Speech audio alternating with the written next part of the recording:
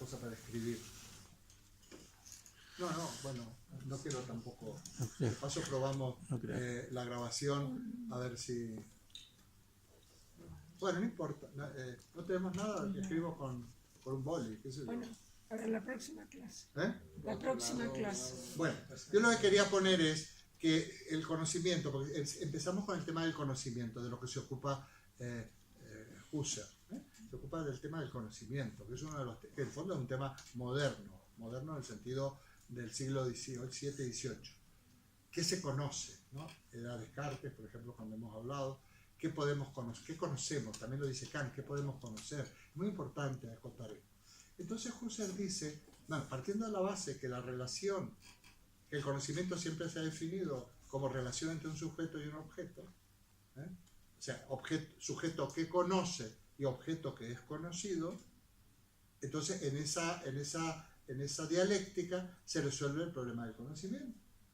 Y surgirían, esto es de los comentaristas, las distintas filosofías. Hay filosofías donde hay una preponderancia del sujeto y hay otras que hay una preponderancia del objeto. Entonces, las que habría una preponderancia del sujeto serían las filosofías idealistas, ¿no? En donde más bien es el sujeto el que manda y se impone al objeto. Parecería que son como realistas, o qué sé yo, que no lo son, aquellas que serían lo contrario, una preponderancia del objeto sobre el sujeto. Es como el sujeto se comporta como una tabula rasa, como algo en blanco, en donde se imprimen, es el objeto el que manda porque es el que manda la información. Bueno, las dos cosas son... eso es así en un cierto sentido, las dos cosas son absolutamente, un poco bastante despistadas. Primero, porque no existe, siempre el conocimiento se opera en la inmanencia del sujeto, siempre, no se sabe nunca del sujeto, nunca, porque vosotros incorporáis lo que sería el mundo del objeto mientras estáis conociendo. Es imposible conocer el mundo del objeto desde afuera, como mirando, como si uno fuera Dios, a ver qué está pasando ahí. No, en la medida que lo miro ya me involucro. De paso, aprovecho para aclarar el concepto de objeto. El concepto de objeto hay que tener mucho cuidado, porque nosotros solo conocemos objetos. ¿Y qué es un objeto? Pues algo que es conocido por nosotros. El objeto no tiene nada que ver, o muy poco que ver con las cosas, con la realidad. Nosotros conocemos objetos, no cosas. Cosas en el sentido de res, la res latina, de donde viene la palabra realidad, que es realitas, no la conocemos. Por lo tanto, siempre, en el fondo se podría decir que somos siempre idealistas. Si hay una preponderancia del sujeto, todo se opera en la inmanencia del sujeto, en la inmanencia de la conciencia. Entonces, cuando hablamos de relación sujeto-objeto, siempre relación algo que ocurre adentro de nosotros, dentro nuestro. No es una relación que se produce entre nosotros y las cosas. Kant lo explica bastante, un poco, diciendo, bueno, las cosas mandan unos datos, si os acordáis del curso pasado, que eso, la sensibilidad, que es una facultad, lo procesa, lo encuadra en espacio y tiempo, construye el fenómeno, lo que aparece, a partir de ahí va. Pero lo que está diciendo Husserl, en realidad, yo creo que le está dando la acepción a objeto más a la acepción de cosa, da lo mismo, tampoco se metería en ese lío, a la acepción de aquello que se conoce. O sea, la relación entre lo que se conoce y aquello que se conoce es una relación que nosotros no podemos establecer, en el fondo, cómo empieza eso. Nosotros ya nos encontramos con situaciones que serían como fenómenos, ya enlazadas. Esta situación, grupo de gente que estamos aquí, la situación económica, la situación del país, la situación del mundo, situaciones ya están dadas, son un entramado de cosas, y ese es el punto de partida. Ese es el punto de partida. Digamos que sería un método para intentar hacerlo sencillo. Ya puedo mandar un texto más específico para los que les interese. Más que ver, por ejemplo, tenemos el problema económico. Está bien, es una manera de trabajar y a mí me parece útil. ¿Cómo se ha llegado hasta aquí? Desde hace unos pocos años, no nos vamos a poner desde el origen de la humanidad. Se ha llegado aquí porque ha habido siempre gente, como diría Nietzsche, que intenta dominar y aprovechar y explotar a los demás, y ya está. Pero, ¿cómo hemos llegado hasta aquí? Podemos situar, por ejemplo, qué sé yo, en el año 2000, el de las hipotecas subprime, cuando se derrumban en Estados Unidos, en 2007, 2008, por ahí, ¿no? Y bueno, se fueron produciendo una serie de cosas. Pues podríamos hacer un estudio de ese tipo, pero bien podríamos decir en qué situación estamos, cómo comprendemos esto, porque para poder resolver la problemática tenemos que comprenderlo. Hoy decía, estaba viniendo antes de venir este señor Revilla, se llama, ¿no? El de Cantabria. Bueno, le preguntaban, ¿no? De lo de las pensiones, y el hombre habla con un sentido común. Por ahí se equivoca un poco cuando dice que tiene ciertas esperanzas sobre el ciudadano. Ojo que es una marca verde, una marca blanca terrible la de Ciudadano. Es espantosa. A mí me dice una amiga mía que esos desde pequeños los ficharon en el instituto y los fueron formando para... porque claro, el poder y los mercados no baja la guardia. Están preparando. Así como la moda que vamos a ver dentro de 10 años ya está diseñada.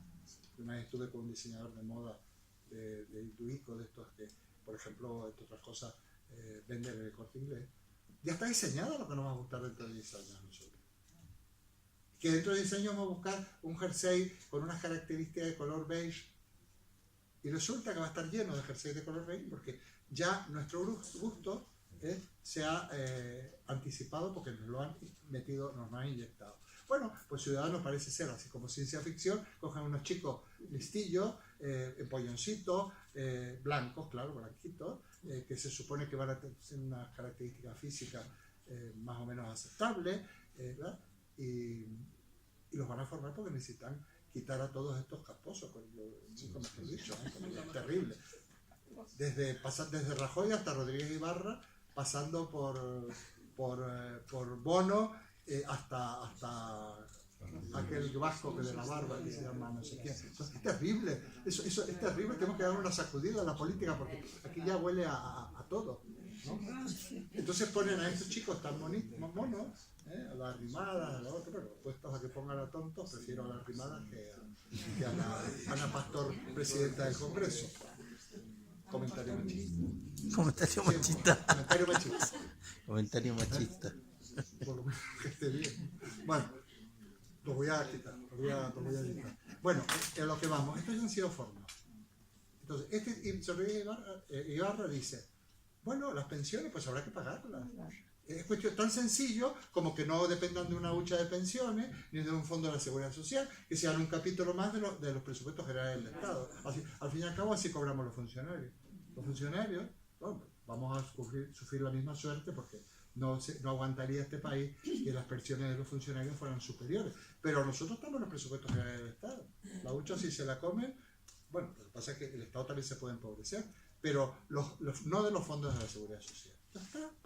Ya está, es gente que hemos trabajado toda la vida, gente que hemos levantado este país, le hemos dado de comer a los demás, hecho funcionar todo, el Estado tiene que poner un capítulo, y decía Rodríguez Ibarra, del mismo modo que, ¿de dónde se saca? Pues que no haya tanta infraestructura, eso sí, que lleguen algunos teles, por favor, al norte, y que nos arreglen un poco las carreteras, y que atiendan al médico de los pueblos que están súper aislados ahí, o al maestro de los grupos únicos, pero, y también quitemos presupuesto de ejército, que olvidemos presupuesto no sé qué, no rescatemos tanto la banca, y ya está.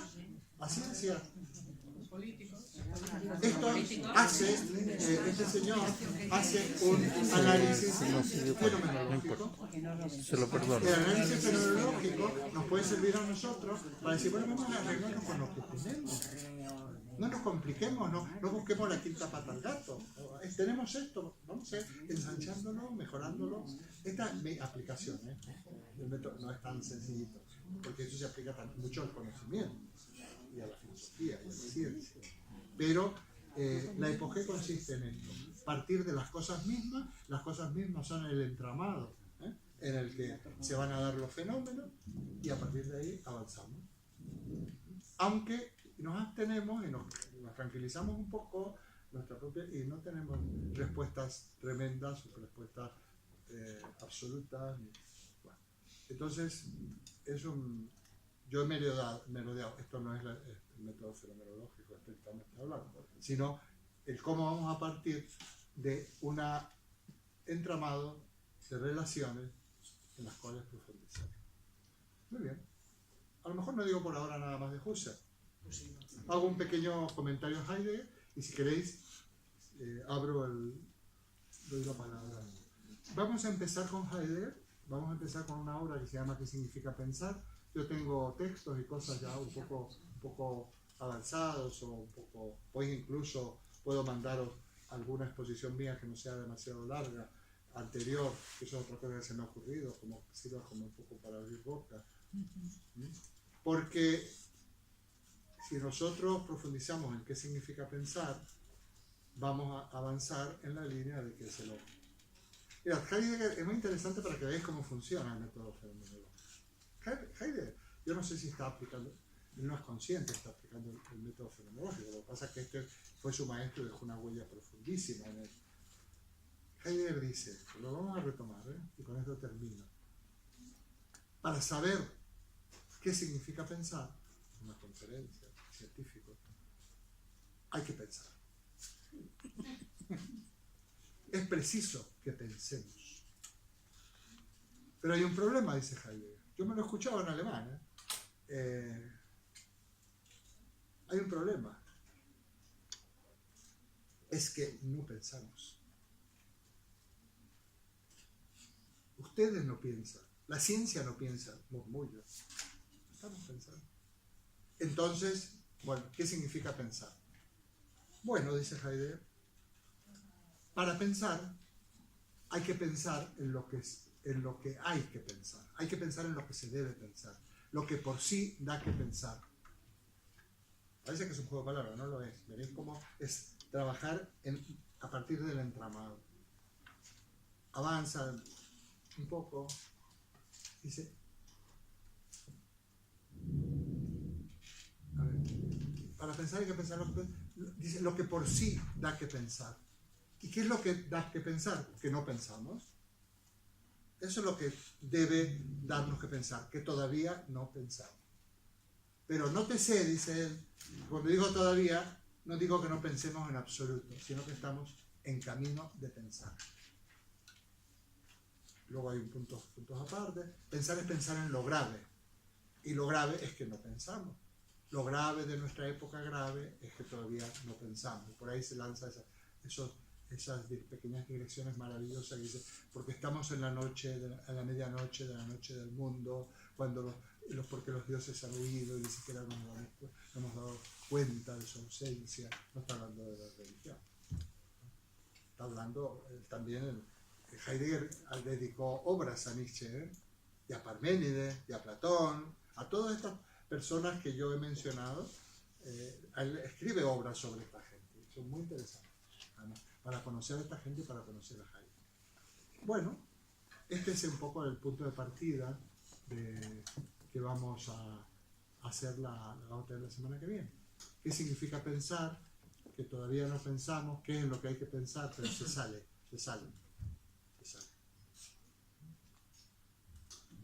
Bueno, ya está. Voy a decir cosas. Yo no me pongo ni de pie si se trataba de eso. Bueno, vamos a hablar.